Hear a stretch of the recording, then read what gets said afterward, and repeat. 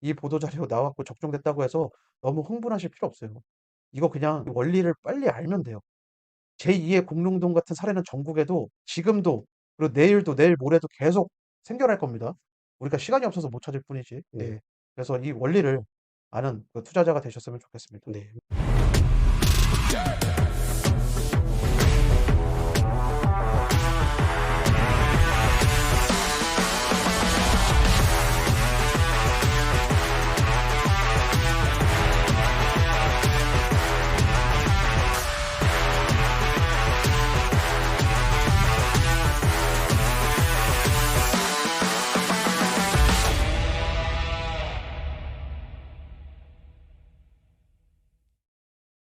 안녕하세요. 서경파파입니다. 안녕하세요. 탱크맨입니다. 자, 오늘의 만담입니다. 5월 22일 서집달에 공지를 하나 올렸는데 5월 멤버십 13일 만에 바로 대적중 해가지고 서울 노원구 공릉동 관련된 게시글을 좀 올렸습니다. 13일 만에 이제 바로 대적중 되었는데 5월달 멤버십 2주차 서울편에 노원구 공릉동 관련된 소개를 드렸죠. 이제 정확하게 구 서울 북부지방법원검찰청이 있던 그 바운더리. 과거에는 거기가 뭐였느냐?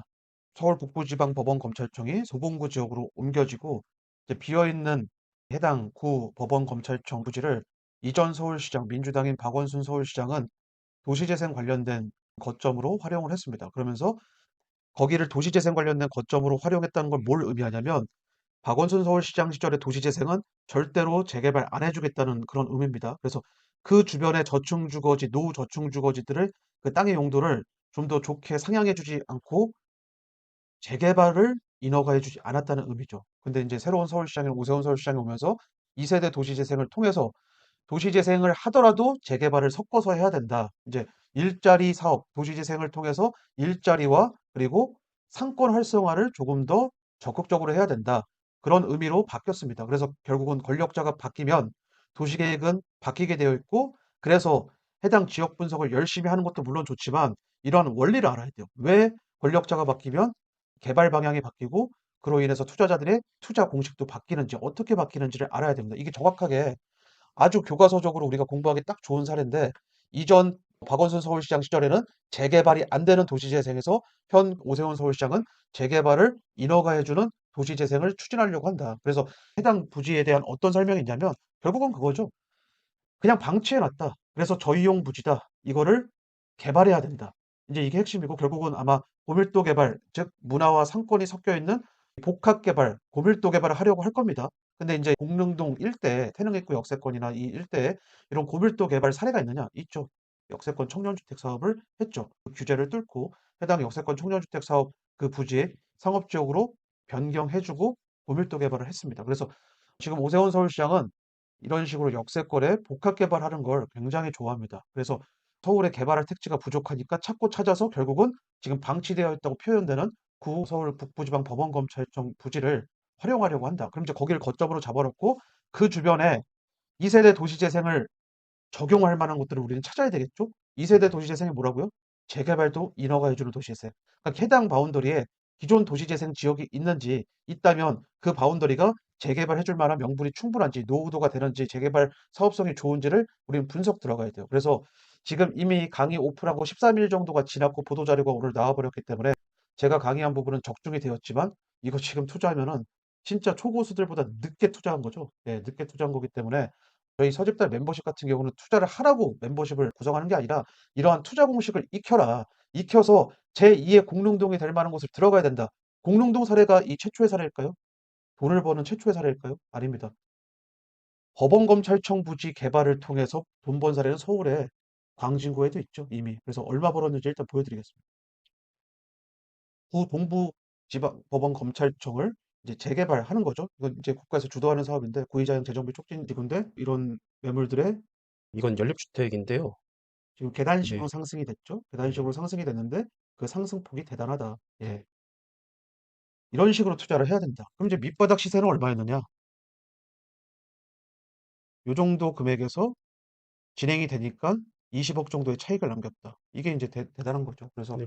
이런 거점 개발 공식을 우리는 알고 있어야 된다. 이게 핵심입니다. 그래서 어쨌든 박원순 서울시장 시절에 이 구이자형 재정비 촉진지구 여긴 도시재생 지역으로 설정하지 않았습니다. 공릉동처럼. 개발한다라고 이제 선포를 한 것이고 근데 도시재생 지역으로 아예 찍어 누른 곳은 박원순 서울시장 시절에는 아예 재개발 자체가 안 돼서 상승기임에도 불구하고 가격이 오르지 않았죠. 그래서 그런 데를 싸다고 재개발 선동꾼들이 선동한다고 들어가신 분들이 있는데 지금 물려 계시는데 어쨌든 서울시장 권력자가 바뀌었고 이제는요. 박원순 서울시장 시절에 외면당했던 곳들 기회를 준다. 그 기회의 선봉은 뭘까요? 거점 개발. 다시 그 보도자료 한번 보죠. 전략 거점 개발이라고 나와 있을 겁니다. 맨 위에 보면은 전략 거점 개발을 하겠다. 이게 도시계획의 거점 개발입니다. 제가 강조하고 있는 거점 개발. 그래서 이 포인트를 알아야 돼요. 거점 개발이 뭔지, 거점 개발을 어디서 찾을 수 있는지, 어떻게 찾을 수 있는지, 해당 거점 개발이 진짜 빠른 거점 개발인지, 해당 권력자가 진짜 주력 사업으로 생각을 하는 거점 개발인지를 우리는 알아야 됩니다. 당장 이 거점 개발 주변의 매물을 사는 게 중요한 게 아니라 이러한 공식을 알아야 되는 거죠. 예. 네. 이 공식을 우리가 어떻게 파악해서 결국엔 이런 유추가 가능할 수 있었는가, 그거를 좀 잠깐 살펴보자면요. 직접적으로 해당 지역을 암시하진 않았습니다. 그런데 공릉동의 지역적 특색을 먼저 파악을 해야 됩니다. 공릉동은 어떤 곳이냐? 이미 공릉 역세권과 그리고 태릉 입구역에 이렇게 역세권 청년주택 사업이 이미 활발하게 진행되고 있었던 곳이고요. 그래서 서울시와 그리고 노원구청에서는 이 태릉 입구역과 이 공릉역 일대를 어떻게 좀 보고 있느냐면은, 여기도 또 지구단위 계획구역이 또 있습니다. 이 지구단위 계획구역이 이렇게 이 바운더리가 되는데요. 근데 공릉 지구단위 재정비를 하겠다라는 용역 발주문이 최근에 나왔고요. 여기서 유추를 해야 됩니다. 아, 공릉 지구단위 계획 재정비? 이러한 거점, 중요한 거점 사업을 뭔가 한다고 하면은 주변에 그 파생되는 그런 사업들이 있는가, 재개발이 있는가, 재건축이 있는가, 아니면은 가로주택 정비 사업이 있는가, 그것도 없으면은 도시재생 사업이라도 있는가, 아니면 주거환경 개선 지구가 있는가, 그런 것들을 다 이렇게 정리를 해봐야 되고요. 그중 하나라도 걸리면은 이게 다른 사업으로 전환할 가능성이 있는가를 이렇게 딱 봤는데, 저희가 일단 본 게 어디냐 하면은 여기 북부지방법원 검찰청 부지를, 여기를 개발할 가능성이 있겠다. 지구 단위 계획구역이 확장돼서 여기를 개발할 가능성도 있겠구나. 하지만은 그 기본적인 개념이 뭐였죠? 역세권 청년주택, 그러니까 역세권 활성화 사업이 많이 벌어지고 있는 곳이 이쪽 태릉입구역과 공릉역이잖아요. 네, 그렇죠. 네. 그래서 종합적으로 검토했을 때 여기를 일단 건들 수밖에 없겠구나라고 생각을 했는데, 중요한 점은 이미 13일 뒤에 이 바운더리를 쑤시듯이 찾아오면 이미 늦었다. 네. 네, 결국에는 만약에 여기서 굳이 여기서 찾아야 된다면은 항상 원래 했었던 그 투자처 있죠. 여기는 역세권 청년주택 사업이나 역세권 활성화 사업이 활발하니까 역세권 시프트 사업이 가능할 곳을 타겟을 지정해서 매수를 결정하면 되는 그럼 것입니다. 빠르게 단계별 상승을 먹기 위한 아주 효율적인 투자 포인트 어느 시점인가요? 지금이 아니에요. 이거는 4월 달이나 3월 달 정도에 예측을 하고 늦어도 4월에 예측을 하고 매수를 했어야 된다. 5월에 매수했다는 건 이미 늦었다. 사실 강의 공개돼서 바로 매수하신 분들도 사실 늦은 거다. 이미 고수들은 3, 4월 달에 냄새 맡고 들어갔을 것이다. 이게 이제 핵심입니다. 그래서 어쨌든 지금 지역 분석 열심히 해가지고 매물을 어떻게든 득하는 것도 중요하지만 이 원리를 아셔야 됩니다. 해능 입구 역세권, 이 공릉동, 노원구 공릉동이라는 곳은 노원구 내에서 저층주거지가 몰려있는 동네고 그로 인해서 사실 재개발을 해줄 만한 명분은 충분한데 이전 서울시장이 그걸 못하게 했다. 근데 현 서울시장은 그걸 하려고 한다. 본인의 업적을 세우기 위해서. 그러면 노후도가 살아있고 재개발 가능성이 있고 재개발 사업성이 있는 바운더리를 하나하나 추적할 필요가 있습니다. 그래서 어쨌든 이번 5월 이벤트 영상에서 알려드렸던 적정가 어떻게 파악하는지 아마 이벤트 참여하신 분들은 다 들으셨을 텐데 매물을 찾았다면 이게 적정한 가격인지 그것까지 다 판단을 해본 다음에 이제 매수를 하던 말던 그걸 이제 해야 되겠죠. 그래서 네. 어쨌든 지금 현재 오세훈 서울시장은 지금 중랑천변에 장미꽃 축제가 한창인데 이 중랑천변 좌우 이건 자치구를 뭐 노원구만 얘기하는 게 아니라 지금 서울에 있는 이 중랑천변 모든 자치구 다 포함되는 겁니다. 좌우에 최대한 기회를 많이 주려고 하는데 그렇다면 이제 가장 명분이 센 곳을 선택을 하려고 하겠죠. 그 명분이 뭘까요? 기존 거점이거나 신규 거점이거나. 그래서 거점을 암기하고 있어야 된다. 네. 이게 핵심입니다. 자, 네. 그래서 여러분들 특히 수강하신 분들, 5월 수강하신 분들 중에 이 보도자료 나왔고 적중됐다고 해서 너무 흥분하실 필요 없어요. 이거 그냥 원리를 빨리 알면 돼요. 제2의 공릉동 같은 사례는 전국에도 지금도 그리고 내일도 내일 모레도 계속 생겨날 겁니다.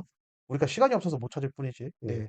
그래서 이 원리를 아는 그 투자자가 되셨으면 좋겠습니다. 네. 마지막으로 팁 하나 알려드리자면은, 첫 번째, 서울의 저이용 부지. 이게 중요한 키워드고요. 그 저이용 부지들을 한번 찾아보세요. 그 저이용 부지. 단어가 좀 생소할 텐데 하면은 검색이라도 해보셔서 한번 저 이용부지가 대체 어떤 의미인지 이렇게 한번 좀 찾아보시고, 그리고 두 번째, 저 이용부지 이런 거 잘 모르겠다 하시면은 전국에 있는 법원, 검찰청 부지 중에 이전 예정인 곳 아니면은 행정청 이전 예정인 곳, 그러니까는 그 예정이 되면은 그 기존에 있던 부지들은요 당연히 쇠퇴할 수밖에 없죠. 쇠퇴하게 되면 어떻게 되죠? 새롭게 개발을 해야 되겠죠. 이런 지역들 굉장히 많습니다. 네. 참고로요. 네. 그래서 하나하나 좀 찾아보시면 좋을 것 같습니다. 자, 오늘 여기까지 하는 걸로 하겠습니다. 감사합니다. 감사합니다.